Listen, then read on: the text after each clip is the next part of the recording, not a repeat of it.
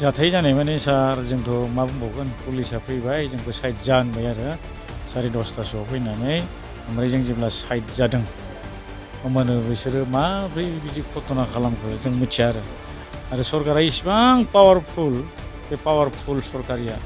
सासे पाब्लिक न'आव बोरै बिदि घटना खालामनानै न'खरखौ जारला खालामखो दा जोङो जानो लोंनो अहान्थि जोंनि गोसोआव जोंहा सुख सान्ति गैया आरो बेबायदि जोंनि बर'नि सायाव मानो बिदि अयनाय बिसोरो खामखो बियो जेबो बुङाखै जोंखौ जेबो बुङाखै जेखुनु नोंसोर साइड जा होनबाय आरो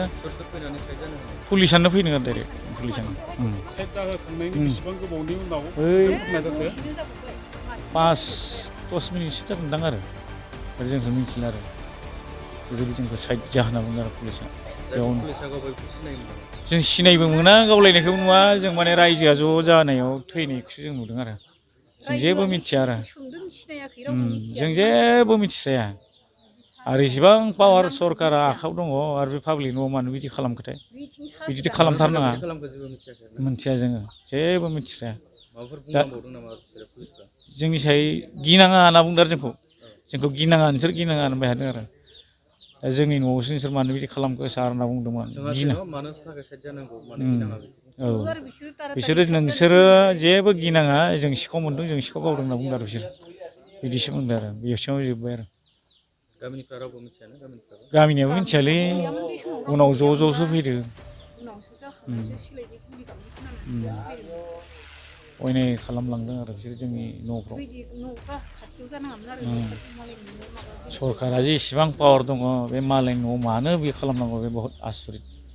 न'खर बे पुलिसफ्रानो गावसोरनो माबा खालामना गालांदोंलै सिन गावसोर गावनायानो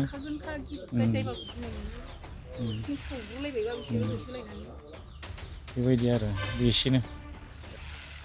आं माबाखौ बुंनांगोन आंनि माबाखौ बुंनांगौ ना आं बे असमिया बुंना आं बे जायगानिनो गावबुरा आं बे दिनै जिथु घटना जादों बेनि सोमोन्दै आं जेबो मिथिया आं न'आवसो दङमोन सासे नेपालि हिन्जावासो सार्टिफिकेट लायनो थांनायावहा बे बुंनायावसो आं मिथिदों मानसि थैदों बेयावहा बुहुत मानसि नायदों पुलिसबो हायबाय होनना बुंदों होमबासो आं तारातारि खारबोनानै नायफैनायाव बेयाव नुफैदों आरो बे न'खरा पुलिसा फैनानै न'खरनि मानसिफोरखौ माने साइड जानो होनायनो बेवहाय बे न'खरनि मानसिफ्रा साइड जानो हाजोब्बाय बिसोर न'खरनि मानसिफ्राबो मिथिया मा जागोन होननानै बेखायनो बुंदों आरो न'खरनि मालिकआ बेखौ बेनोसै आरो